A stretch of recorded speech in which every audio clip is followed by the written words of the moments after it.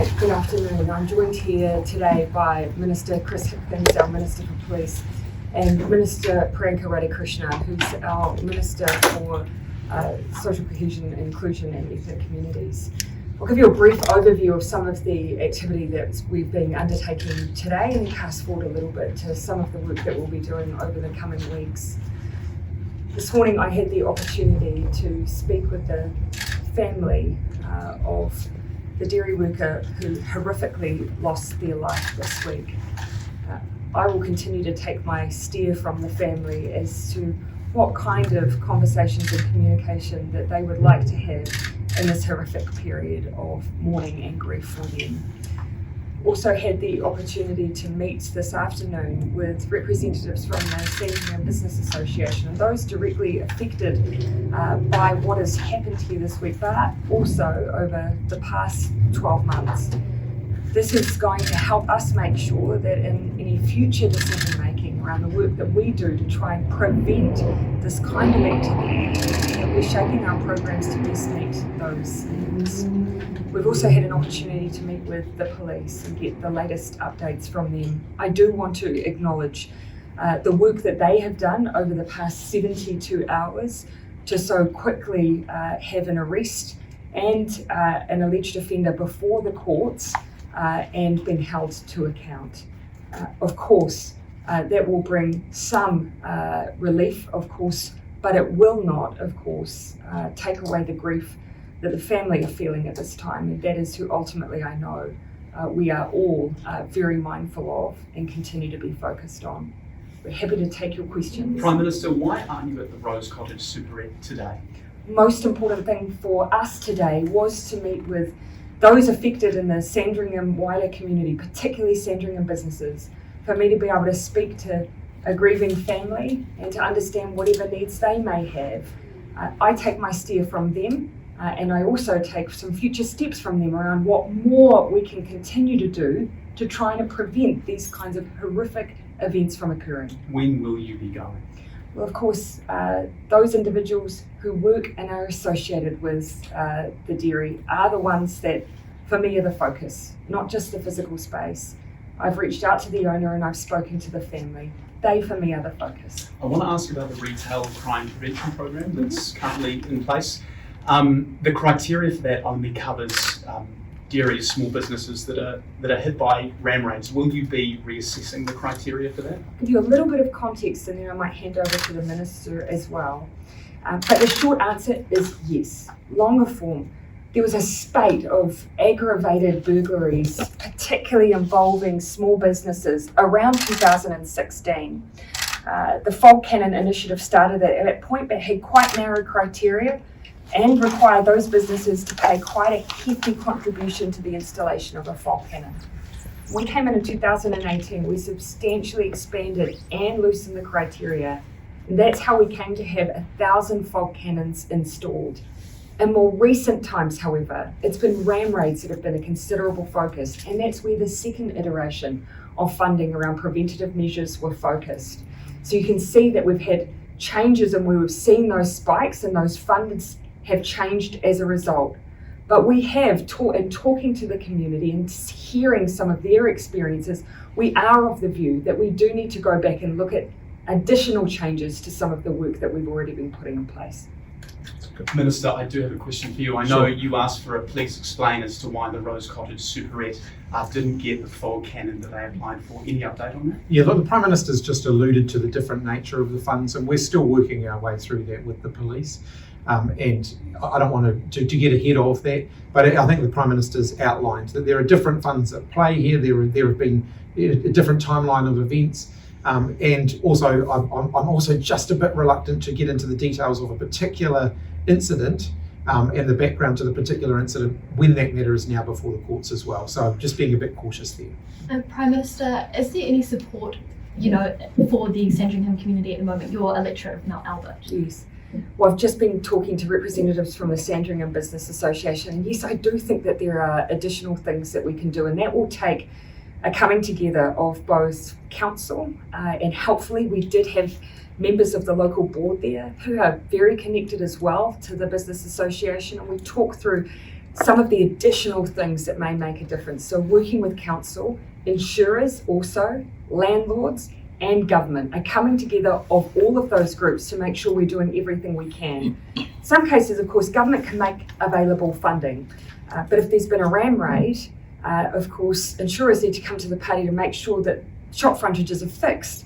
Then that you're able to come in and put in place with contractors whatever may be useful, bollards, screen doors, fog cannons, having those contractors come in quickly, having council then identify, for instance, whether extra lighting or CCTV cameras will also make a difference. There's a number of parties we need to bring together as quickly as possible to make sure that we're supporting our local businesses. Is the cost of living crisis pushing up these robberies? We have seen a particular spate of ram raids in particular, and according to police, they see a number of reasons why they've seen that spike. It is coming away. In November, we had, I was advised a few days ago, a total of 13. That's down quite significantly from the peak that we had. Now, I'd put that down in large part to the police prosecutions around these events. As for the contributing factors, police have identified a range of things, including, for instance, the prevalence of young people sharing these acts on social media as being one of the contributing factors, but not the only one. Have you spoken with police and discussed about how to prevent this from happening again and again? We have. In fact, on the very day that this horrific event in Sandringham occurred, we had met with police, justice, and also Oranga Tamariki to talk about what more we could be doing to make sure that we were both preventing and intervening when we saw these events occurring. We will continually look at those possible options on Monday. Again, as Cabinet, we'll discuss what more can be done. But again, it has to be a mix of prevention, intervention and responsibility, prosecuting and holding to account those who are responsible. Prime Minister, what do you make of plans for dairy workers and small business workers to protest following the funeral of the victim? Look, I think the most important thing is that we as government and police and all those who have a role to play in protecting our community are able to talk directly with one another. And so we will be seeking next week the opportunity to do that. It is of any community group's prerogative if they choose to undertake that kind of activity to do so. But what we'll be seeking is the opportunity to hear face to face their concerns and again, work together on what more we could be doing. One concern I have had raised is that there is a concern from members of the community around the fact that there have been particular groups that feel particularly vulnerable. No one in New Zealand wants to see that be the case. No one wants to see anyone feel like they're being targeted. We need to hear that and respond to it. Prime Minister, I have a question. You said that you have spoken to the family. Did you meet them in person? No, that wasn't a possibility today for a whole range of reasons. And again, I'm very mindful of the fact that they have not yet been able to lay their loved one to rest. But I will be seeking the opportunity to meet with them face to face and to do that on their terms, on their timeline, but hopefully in the near future. Have you managed to maintain any contact and offer any kind of support for the family? And if so, what kind of support? Again, I'll just caveat this with I'm mindful of protecting their privacy as well. I would describe the conversation as one full of sorrow. Right. And Prime Minister, I understand that this homicide has become a catalyst for a lot of dialogues. Why did it have to wait until such a mishap? Again, what I would just reinforce is the very day this occurred, ministers were meeting together to look at what additional steps could be taken. As I've often said, we have presided over a government who has increased police resources, increased police numbers, overseen a national retail crime unit that we've put more resource in terms of preventative activity to support what they're doing. The sentences that apply, they have not lessened. For aggravated burglary, up to 14 years. For burglary, 10 years. The ability to put through a court a young person, all of that remains. We have been looking to add tools. We have not taken them away, and we've looked to continually ask ourselves, what more can we do? And as I say, we've been doing that for some time now. Minister Hipkins, there's been a lot of chat about what the government should do. Has there been any conversations between yourself and dairy owners about what dairy owners can do? to protect themselves? That's an ongoing conversation, and the police are certainly working very actively with the representatives of retailers, a whole variety of different representative groups who work with retailers, to have conversations with them about the sorts of things that they can do to keep themselves safe.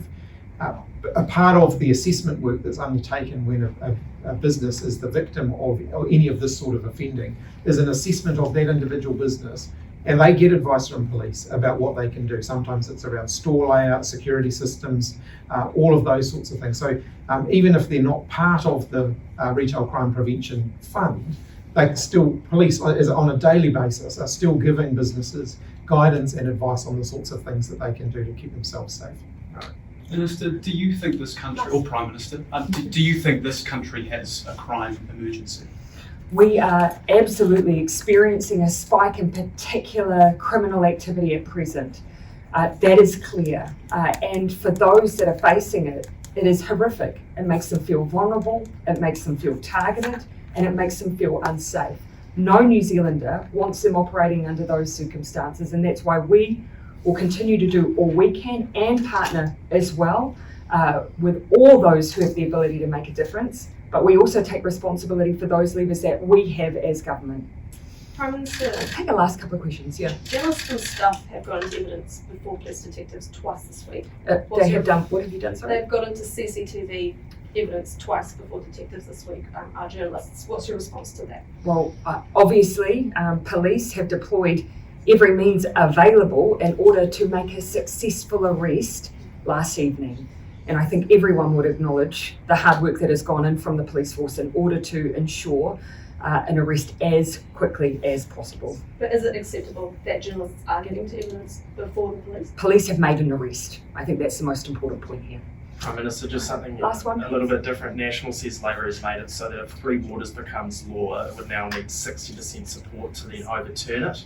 Is this correct? The entrenchment provisions that I believe went before Parliament from the Greens were around primarily the act of privatisation of assets, which I'm led to believe that all parties want to ensure that water assets remain in public ownership, and that is obviously what Parliament settled on and has always believed is the case. So if national support public ownership, I would have thought that they wouldn't have an issue with that. Paul Goldsmith has said you essentially pulled a fast one on everyone. Is that correct? Would you Around entrenchment, again, here I would say if the National Party believes that water assets should be privatised, that's a matter for them. They should probably share that with the public. We absolutely do not. In fact, there are multiple provisions in these laws to try and protect water assets ever being privatised. Thanks very much.